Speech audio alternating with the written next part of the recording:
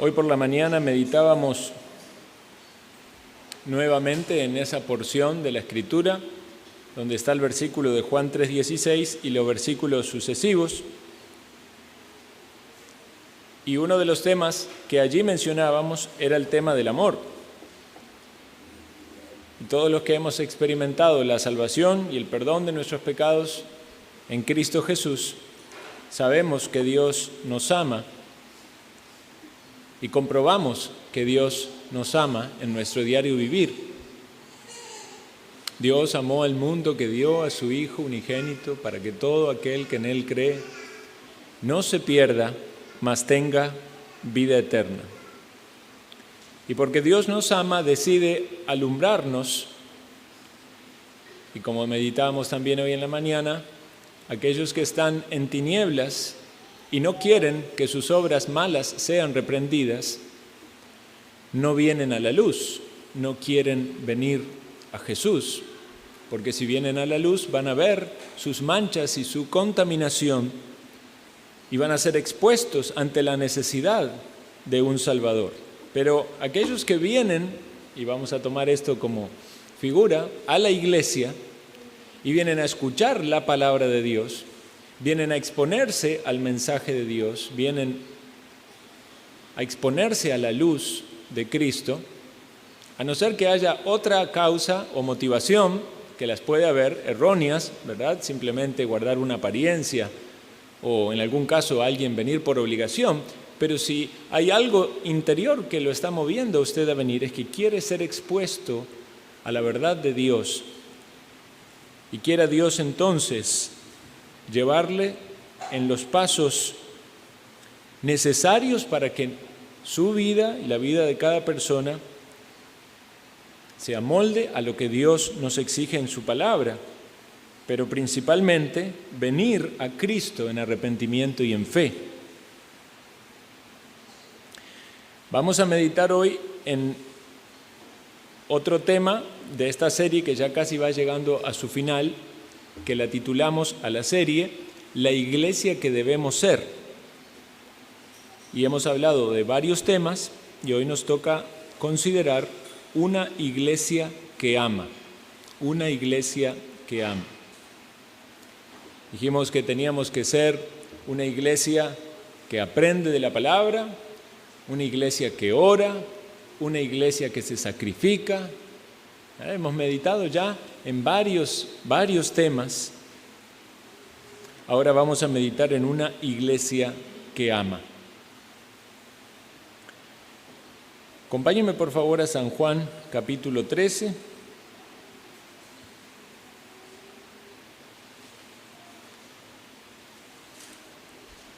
Vamos a leer versículos 34 y 35. San Juan 13, 34 y 35. Dice así: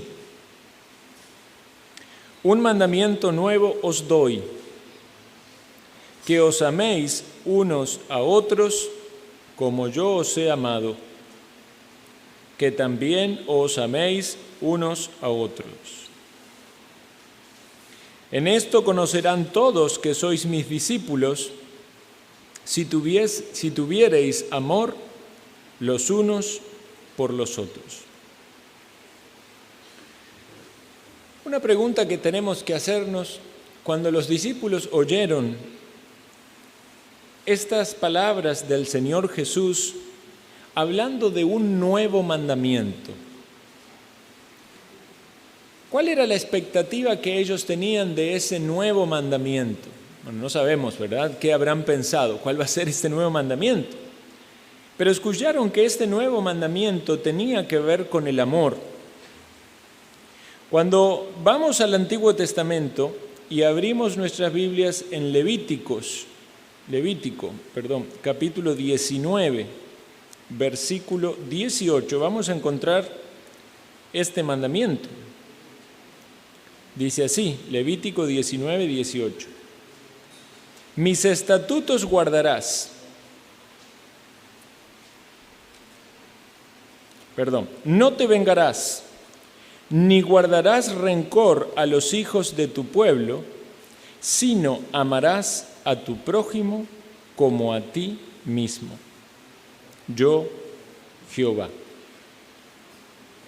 Y algunos de ustedes al leer este versículo recordarán que cuando alguien se acercó a Jesús con la motivación quizás de tentarlo, de probarlo, y le preguntó acerca de los mandamientos de la ley, cuál era el gran mandamiento, el Señor Jesús condensa la ley en 2 mandamientos y dice que el primer gran mandamiento es amar a Dios con todo el corazón, con toda el alma, con todas las fuerzas. Y dice, el segundo es semejante, amarás a tu prójimo como a ti mismo. Entonces, podemos decir que para los hebreos que habían sido instruidos en la ley de Dios, el mandamiento de amar al prójimo como a uno mismo no era un mandamiento nuevo. Era un mandamiento que ellos ya habían tenido. Y de hecho, la ley condensa en el amor al prójimo todos los mandamientos que tienen que ver con nuestras relaciones interpersonales, desde el mandamiento número 5 en adelante, ya desde cuando tiene que ver con la honra a padre y a madre, el no matar, el no cometer adulterio, el no decir falso testimonio, el no codiciar. Todos esos mandamientos tienen que ver con el prójimo. Los primeros mandamientos tienen que ver con Dios, con la adoración a Dios, no tener otros dioses, no hacerse ídolos, no tomar el nombre de Dios en vano, guardar el día de reposo. Y ahí podemos pensar en las 2 tablas de la ley. Pero la segunda parte de los 10 mandamientos, es decir, los 6 restantes, tienen que ver con el prójimo. Entonces, cuando Jesús le dice a los discípulos, un mandamiento nuevo os doy, ellos pudiesen cuestionar que ese no era un mandamiento nuevo. Pero sin embargo, Jesús dice que es un mandamiento nuevo. Entonces, ¿en qué sentido es un mandamiento nuevo? Si ya ellos ya tenían ese mandamiento de amar al prójimo como se amaban a sí mismos. Y si nos detenemos a leer nuevamente las palabras de Jesús, vamos a notar allí algo, una cláusula que marca la diferencia. Un mandamiento nuevo os doy, que os améis unos a otros como yo os he amado. Lo que Jesús está diciendo ahora era no solamente amar al prójimo como usted se ama a sí mismo, sino que el patrón de referencia y de amor a nuestro prójimo ahora no va a ser nuestro amor propio, el cual ya existe en todos nosotros, sino va a ser el amor de Cristo. Y es algo aún mayor, más puro, más alto, más importante. Entonces, esta es la diferencia. Debemos amar como Cristo nos ha amado. Hay un nuevo parámetro. Este es el nuevo mandamiento. En 1 de Juan capítulo 2, versículo 7 al 11, el mismo apóstol toma esta referencia diciendo, hermanos, no os escribo un mandamiento nuevo, sino el mandamiento antiguo que habéis tenido desde el principio. Este mandamiento antiguo es la palabra que habéis oído desde el principio. Sin embargo, os escribo un mandamiento nuevo que es verdadero en él y en vosotros, porque las tinieblas van pasando y la luz verdadera ya alumbra.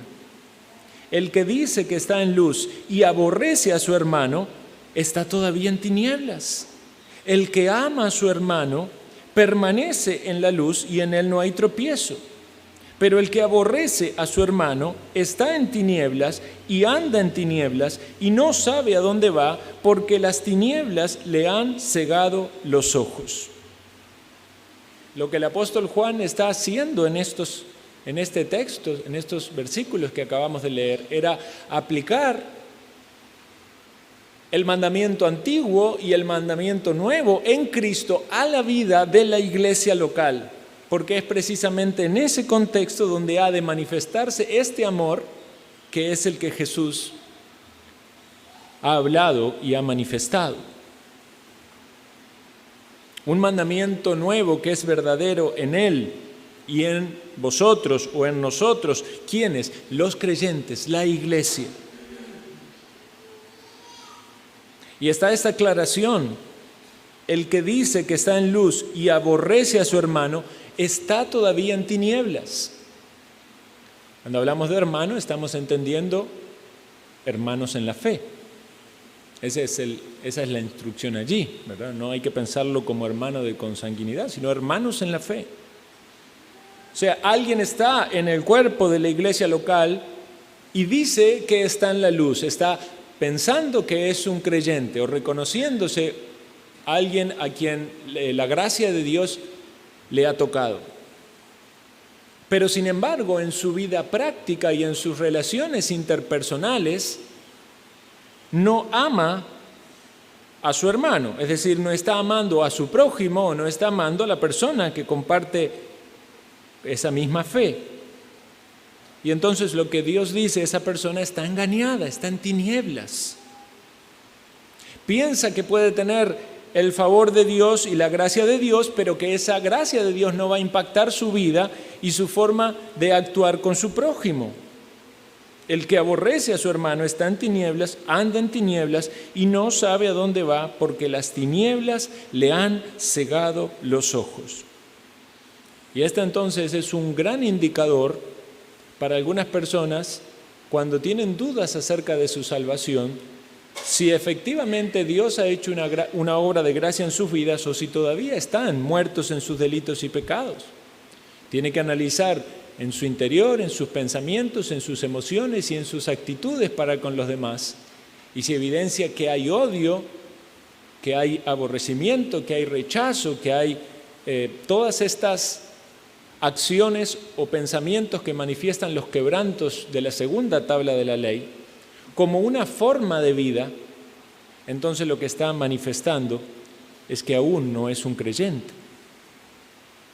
Cuando una iglesia, y cuando nos referimos a la iglesia obviamente vamos a poner el énfasis en aquellos que forman parte de la iglesia, ¿verdad? No, hay un grado de pertenencia, ¿verdad? De cercanía.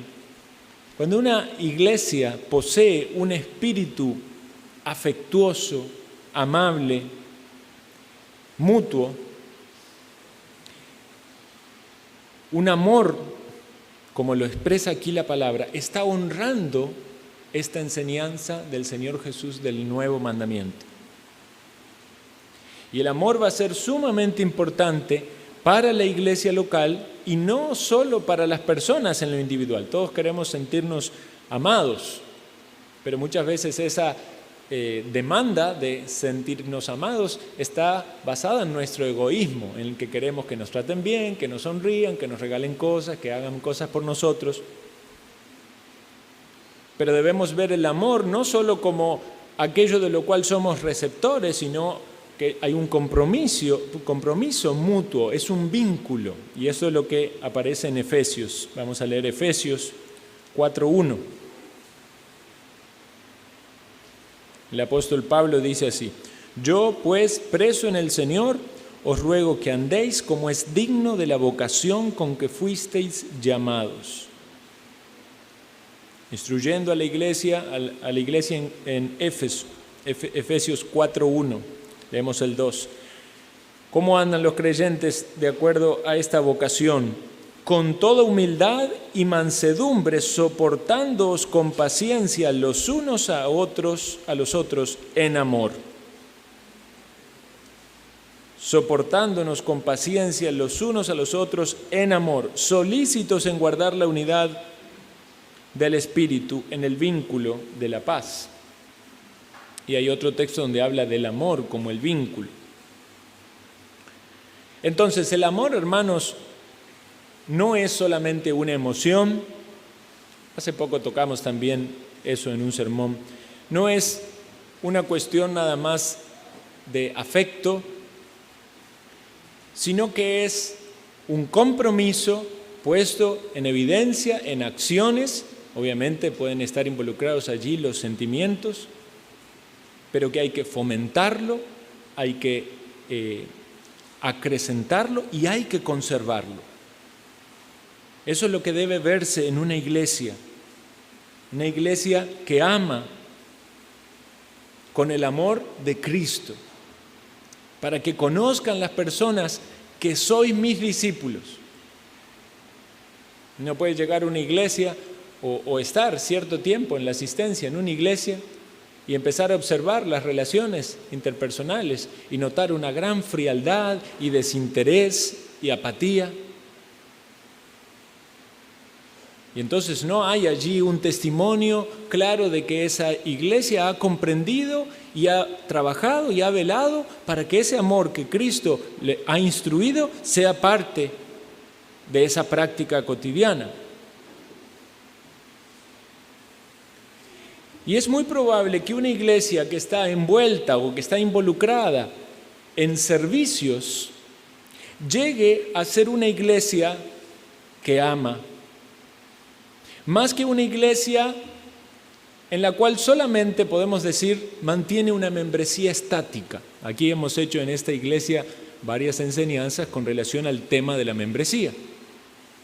Y sin duda es importante y siempre vamos a sostener con convicción firme que debemos velar por una membresía sana.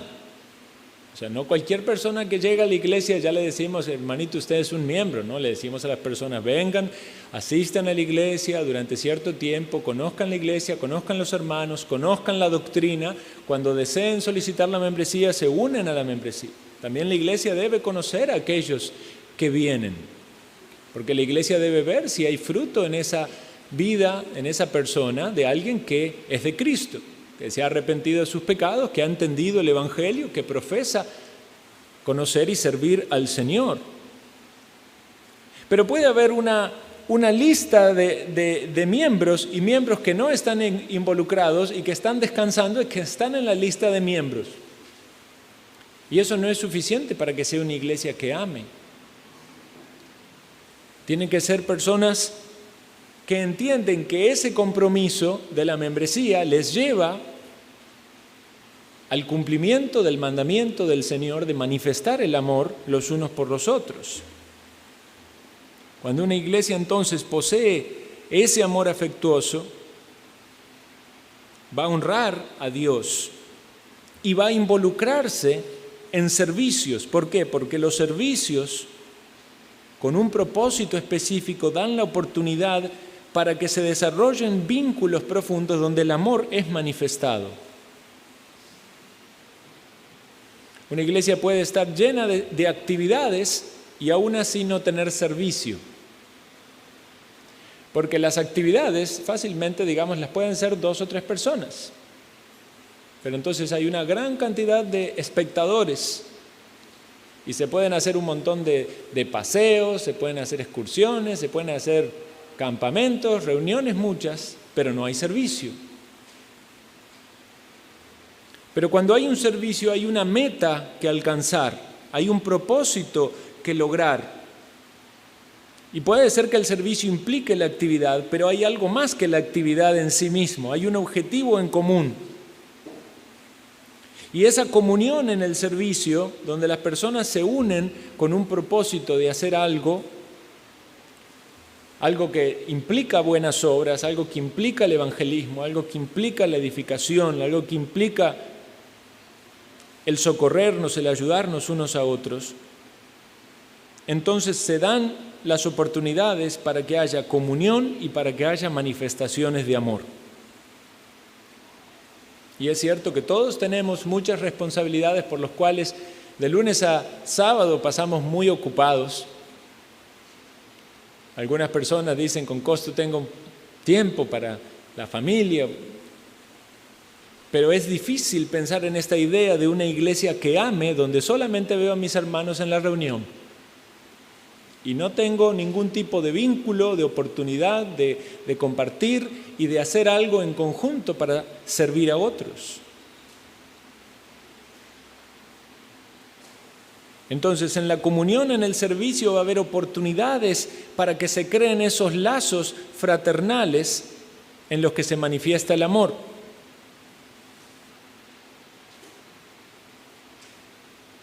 Y como leíamos antes, el amor es una prueba de la conversión.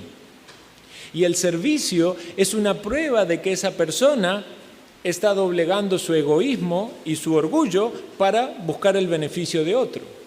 Por eso Jesús nos dio ese ejemplo. Él no vino para ser servido, sino para servir. Él vino como un siervo.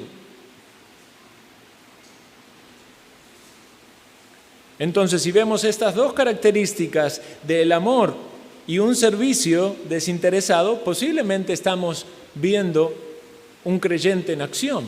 Y no estamos diciendo de que puede ser que haya, que inevitablemente todo creyente tiene que estar involucrado en algún servicio, pero eso sería lo normal. Hay personas que pueden estar en el proceso, hay personas que necesitan ser encausadas.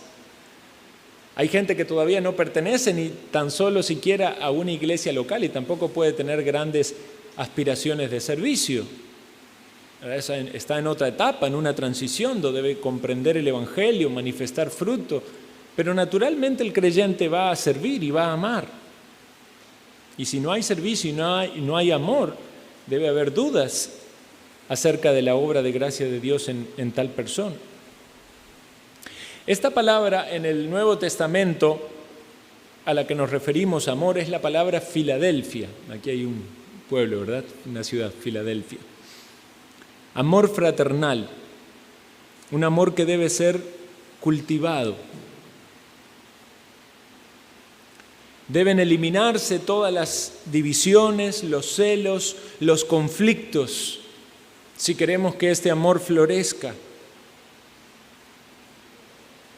No es suficiente el respeto, no es suficiente la amabilidad, no es suficiente la consideración. Se pueden guardar todas esas fórmulas de cortesía como usted las puede guardar en su trabajo, o cualquier persona, por más que sea un impío en este mundo, las puede mantener en una relación cordial y respetuosa, pero es ir más allá que eso. Nuestro ser anhela expresiones profundas de amor y muchas veces también las rechaza. Cuando alguien intenta expresarnos el amor de esa manera, hay una resistencia muchas veces a ser amado. Pero esa resistencia es porque ese amor nos confronta de nuestra falta de amor.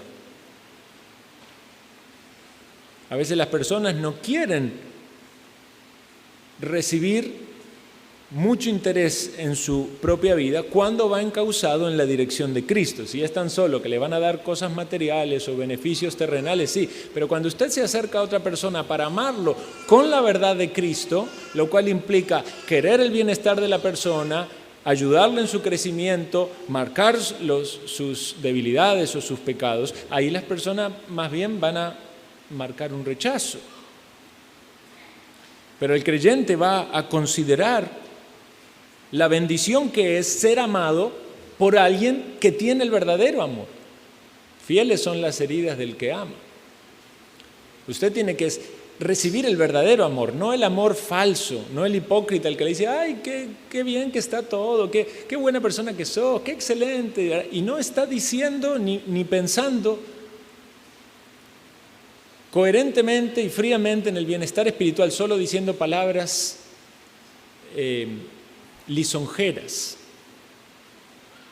¿verdad? Es muy fácil ese amor que se da en las relaciones de este mundo. Qué bonita que te ves, le dice una mujer a la otra, ¿verdad? Y después que se va a hablar cosas horribles.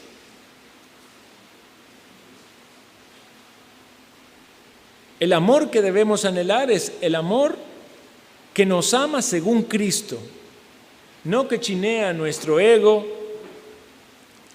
o nos impulsa más a nuestra autocompasión o autoestima, sino más bien que nos ama de la manera que Cristo nos ama.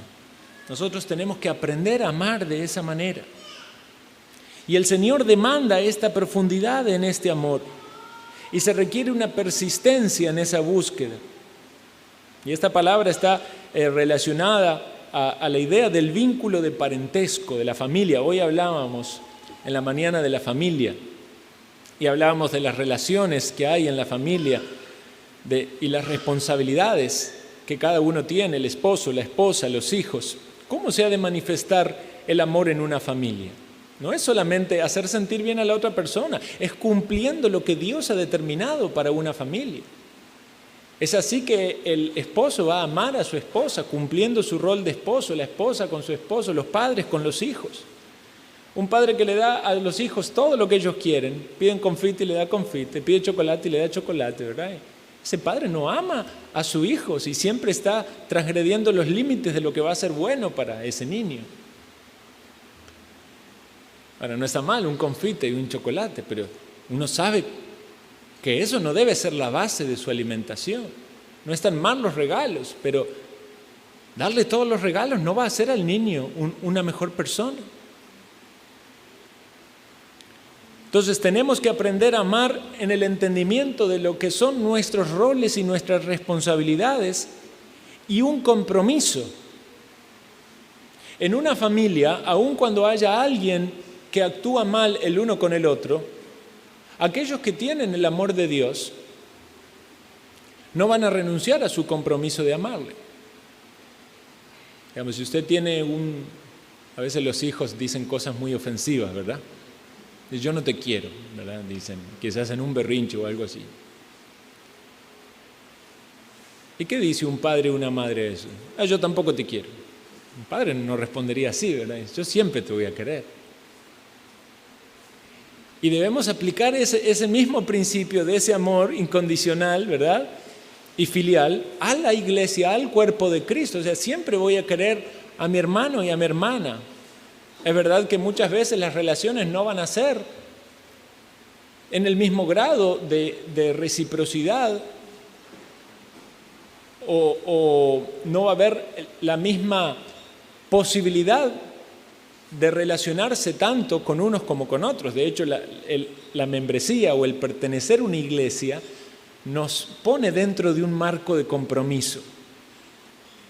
Y entonces entendemos cuál es el compromiso del cual recibimos amor, pero en el cual también nosotros estamos en la responsabilidad de amar a otros. Puede ser que haya personas que no deseen caminar con nosotros. Y eso no significa que le vamos a odiar. Amamos igual a las personas, aun cuando no sean miembros de nuestra iglesia. Sin embargo, hay un compromiso mayor con aquellos que voluntariamente nos hemos unido en ese compromiso. Lo mismo pasa, digamos, en un matrimonio. Hay un mayor compromiso que con el amor con otras personas. Y obviamente hay cosas que son propias del matrimonio porque esa relación lo indica. Entonces, como hermanos debemos entender que tenemos esta responsabilidad de practicar este amor filial. Y este debería ser un propósito definido y concreto en la iglesia. Cuando empezamos la serie, hablamos de esta palabra, pródesis, que tiene que ver con propósito. Hablamos de que el apóstol Pablo tenía en mente el propósito y daba a conocer a Timoteo y a los hermanos cuál era su propósito, su meta en la fe, lo que él quería instruir y enseñar a la iglesia. Y es responsabilidad de la iglesia no andar a la deriva para un lado y para el otro, sino tener en claro cuáles son las metas, a dónde vamos como iglesia, qué es lo que queremos llegar a ser como iglesia. Por eso es que hemos ido viendo todos estos temas, porque queremos ser esa iglesia, queremos ser una iglesia que ora, una iglesia santa, queremos ser una iglesia que aprende, queremos ser una iglesia separada, queremos ser una iglesia que se sacrifica, queremos ser una iglesia que ama. Nos vemos a nosotros mismos, miramos nuestra práctica y podemos llegar a la conclusión que nos falta todavía. También puede ser que veamos en nuestra práctica y en nuestra comunión y digamos, gloria a Dios, porque vemos muestras del amor de Dios entre nosotros. No partimos de la nada, no estamos en cero, ya hay evidencias de que Dios ha obrado entre nosotros y el amor de Cristo se ha manifestado entre nosotros. Y uno ha recibido del amor de los hermanos, el interés, el cuidado, el servicio, sus oraciones, sus palabras de afirmación, sus palabras de corrección, de exhortación. Todas esas cosas tienen que ver con esta práctica del amor. en la cual debemos trabajar, considerar, velar por ello. Vamos a leer varios versículos que nos dan todavía más base para esto. Romanos 10, 12.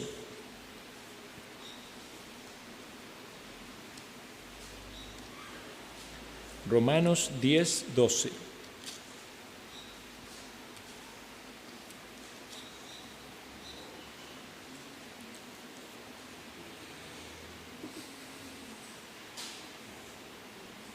Perdón, lo dije al revés. Romanos 12, 10. Dice así: amaos los unos a los otros con amor fraternal.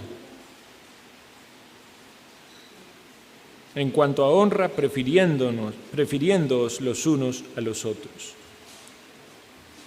Hermanos, no es una opción, es un mandamiento. No es usted llévese bien con todos, no, es ame. No se meta con nadie, como algunos dicen, no se meta con nadie, haga su vida, no se meta con nadie. No, ame a su prójimo, ame a sus hermanos. Versículo 9, el amor sea sin fingimiento, aborreced lo malo, aborrezca lo malo en su corazón. Si usted tiene que hacer un esfuerzo para sonreír frente a un hermano porque hay algún pensamiento en lo profundo de su corazón que no le ama, usted tiene que confesar ese pecado y empezar a trabajar diligentemente en orar para que Dios cambie esa actitud hacia ese hermano, porque Dios le manda a amarlo. Primera de Tesalonicenses 4:9.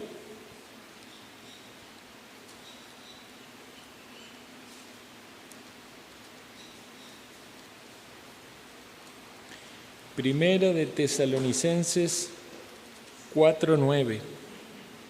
Pero acerca del amor fraternal, no tenéis necesidad de que os escriba, porque vosotros mismos habéis aprendido de Dios que os améis unos a otros. Dice el apóstol Pablo que esta gente ya lo había aprendido. Ya había sido puesto en evidencia de que ellos conocían ese mandamiento. Entonces no era necesario repetirlo, pero indirectamente lo está repitiendo, ¿verdad? Hebreos 13:1. Permanezca el amor fraternal. Quizás algunos ya dicen, bueno, yo he avanzado en eso. Dios ha ido puliendo de mi corazón, he cambiado mi pensamiento sobre tal o cual persona que antes de repente se me hacía difícil tratar. Ahora yo amo a mis hermanos, estoy dispuesto a servirles. Dice, permanezca el amor fraternal. Si lo ha logrado, si el amor es parte de su práctica, debe permanecer allí. Primera de Pedro 1:22.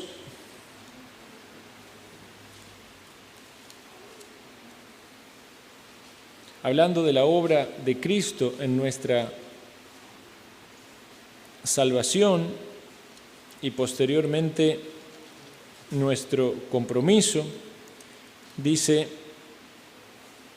habiendo purificado vuestras almas por la obediencia a la verdad mediante el Espíritu para el amor fraternal no fingido, amaos unos a otros entrañablemente de corazón puro. Prácticamente que lo liga al propósito de la salvación. Dice, para eso nos ha salvado, así debemos actuar.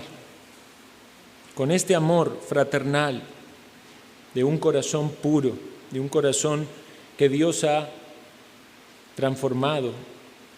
Segunda de Pedro 1:7 nos dice que debemos añadir a nuestra fe una gran lista de virtudes.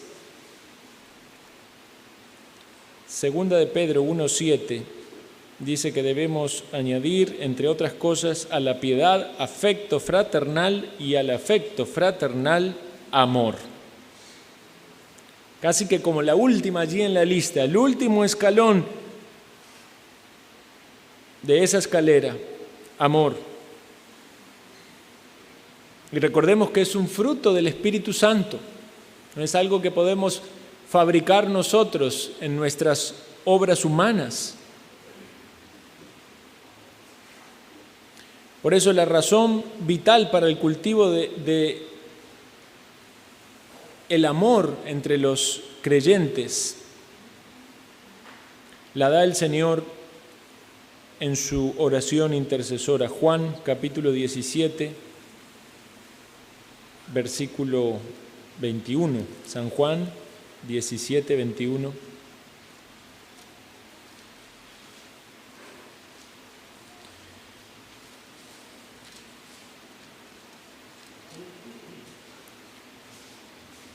Para que todos sean uno, como tú, oh Padre, en mí y yo en ti, que también ellos sean uno en nosotros, para que el mundo crea que tú me enviaste. Si el amor es aquello que nos va a unir en Cristo y Él nos manda a que nos amemos unos a otros, vamos a estar unidos en el amor y el mundo va a recibir ese testimonio. Otra razón es que también el Señor es la morada de Dios en la iglesia. Y la iglesia no puede recibir bendición si no es un lugar digno para que el Espíritu de Dios more. Dice 1 Corintios 3:16, ¿no sabéis que sois el templo de Dios y que el Espíritu de Dios mora en vosotros? Entonces debe ser la iglesia un lugar donde Dios se manifiesta. Y si es una iglesia donde está carente de este amor, ¿cómo va el Espíritu Santo a habitar gozoso en esa iglesia? Otra razón más es que el amor es necesario para el crecimiento. Una iglesia que no ama es una iglesia que no va a ser edificada. Vean lo que dice Efesios 3:16.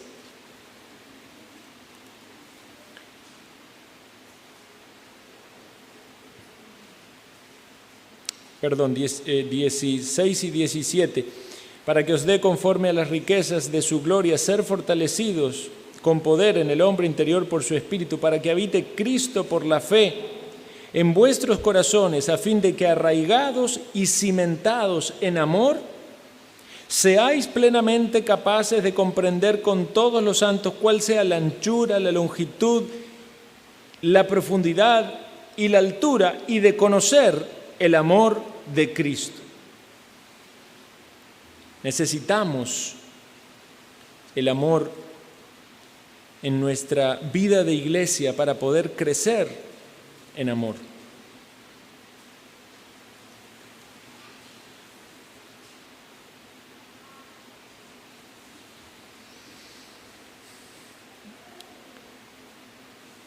Hermanos, el amor genuino no puede ser fácilmente roto o dañado cuando aparecen los celos, los chismes, las envidias, las hostilidades.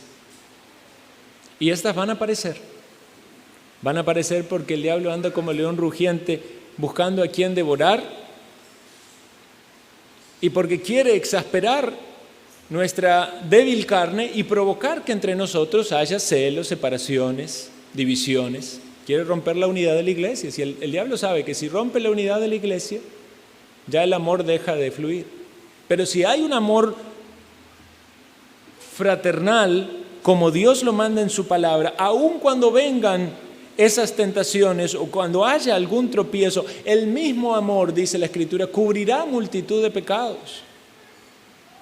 Y entonces va a manifestarse en perdón, va a manifestarse en restauración, va a manifestarse en soportarnos unos a otros.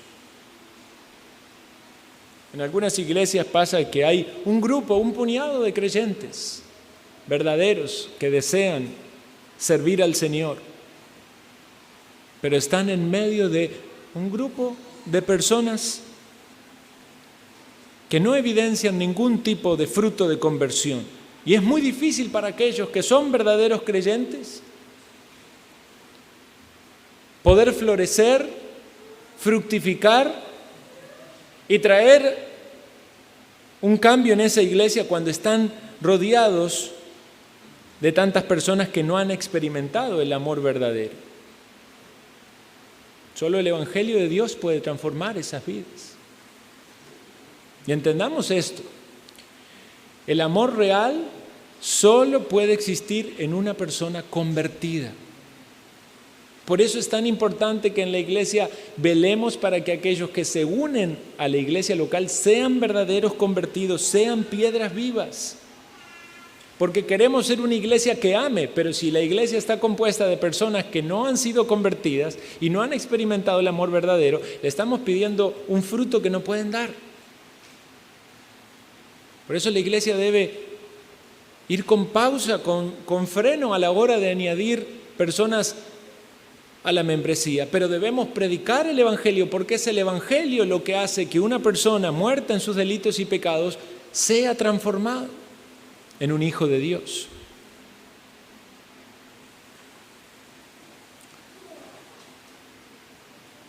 Y algunas personas entienden la iglesia.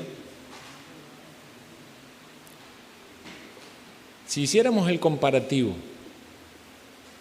de la relación que alguien tiene con la iglesia y lo pusiéramos en una relación de pareja, para algunos sería terrible. Algunas personas van de iglesia en iglesia. Eso sería terrible. Es como andar buscando parejas por todos lados. O sea, nunca hay un compromiso. Otros quieren ser novios de la iglesia. Sí, ¿verdad? Una asistencia a la iglesia, pero nunca un compromiso de decir: aquí me voy a casar, ¿verdad? Esta es la pareja. Eso es lo que Dios quiere.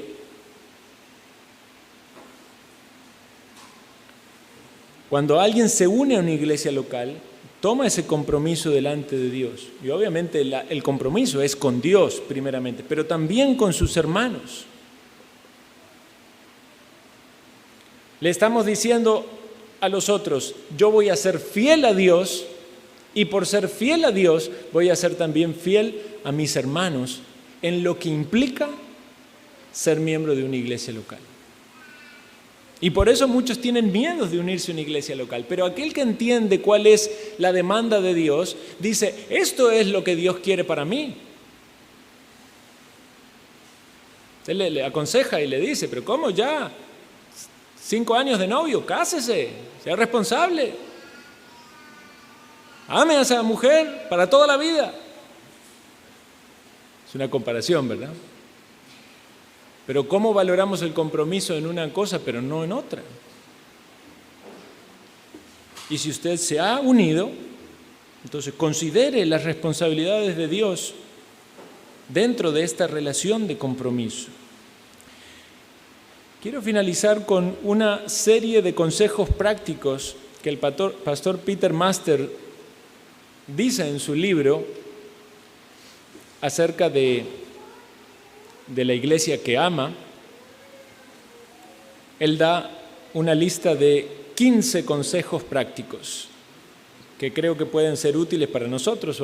Voy a mencionarlos rápidamente. El primero es que debemos tener la convicción que el hecho de promocionar el amor, promocionar en el sentido de hacer todo lo posible para promover, para que el amor sea una práctica en la vida de iglesia, es un acto de obediencia a Dios, no es una opción. Debemos tener esa convicción. Si lo vemos como algo opcional, no estamos entendiendo el mandamiento. El mandamiento es que debemos amarnos fraternalmente, entonces debe ser una convicción en nuestra vida, llegar a esa práctica. En segundo lugar, debemos ver que Dios nos puso en la iglesia. Si llegamos a la convicción de que esta es nuestra iglesia, o en algunos que están anhelando unirse, esta va a ser nuestra iglesia, es como nuestra familia. Y entonces los hermanos, hermanas de nuestra iglesia son los hermanos y hermanas que hemos de amar fraternalmente, con este amor, Filadelfia, que Dios nos pide. Es decir, que es nuestra responsabilidad. Aún en las familias del mundo puede pasar esto, ¿verdad? Que si alguien se enoja, decir, no le hablo.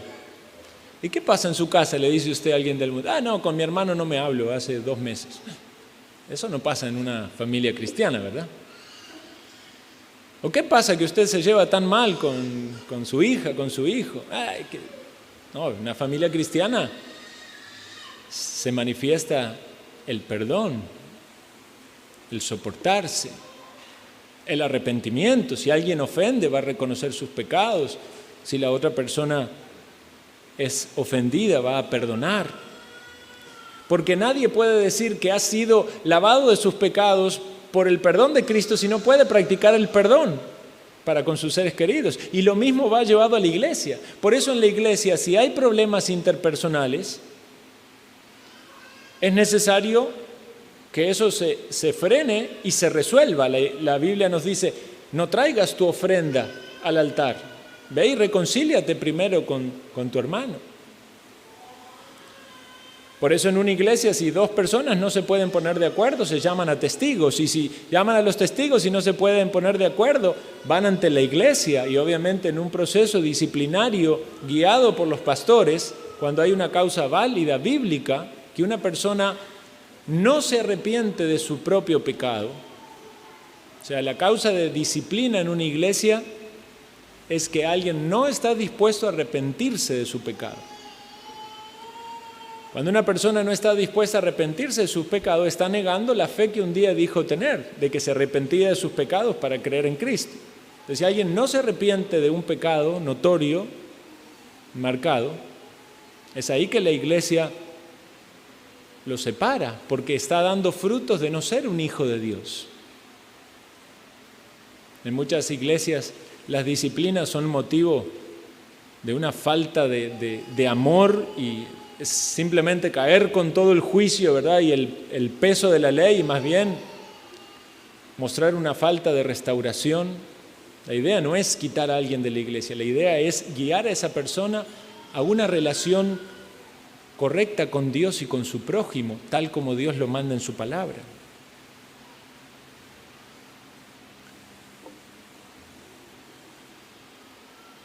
Si en una familia el niño dice un insulto a su padre o a su madre o a su hermana, ¿qué deben hacer los padres? Deben corregirlo, ¿verdad? Porque se debe respetar y se debe amar. En tercer lugar, debemos hacer de esta iglesia una morada santa para Dios, recordando que el Espíritu Santo mora entre nosotros y Él es el que produce el fruto del amor. Si no estamos nosotros andando en santidad, ¿cómo vamos a ver ese fruto en nuestra vida de iglesia? En cuarto lugar, debemos entender esta idea de cuerpo. Y en un cuerpo hay muchos miembros y todos cumplen una función. Si vemos la iglesia como individuos, no estamos entendiendo la idea de conjunto, la idea de adoración corporativa, la idea de servirnos. En quinto lugar, debemos practicar el perdón, la misericordia, como Dios nos ha perdonado. En sexto lugar, debemos luchar contra el amor propio. Y no tanto pensar en nosotros mismos, sino cultivar un interés, un afecto, un apoyo hacia los demás, hacia nuestros hermanos. Séptimo, hacer todo lo posible por expresar ese afecto, ese respeto y esa amabilidad en buenas obras. Octavo, debemos orar fielmente y constantemente. Ha sido muy bonito en nuestra vida de iglesia estos días, a causa del problema de salud de don Emanuel, que empezamos a unirnos, a orar, conectarnos ahora aprovechando de la videollamada y tener un tiempo allí de oración. Quizás el Señor quiera animarnos y motivarnos para seguir orando, y no solamente por la salud de don Emanuel, sino por muchas otras cosas. Todas esas cargas que tenemos, el deseo de que nuestros familiares vengan a la salvación, nuestros vecinos, nuestros amigos, las luchas personales, las pruebas, las tentaciones. La iglesia unida orando es una manifestación de amor y de servicio mutuo. En noveno lugar, estar accesible para las demás personas. Como dijimos antes, algunos están muy cerrados en su vida o en su núcleo familiar y no hay lazos de comunión.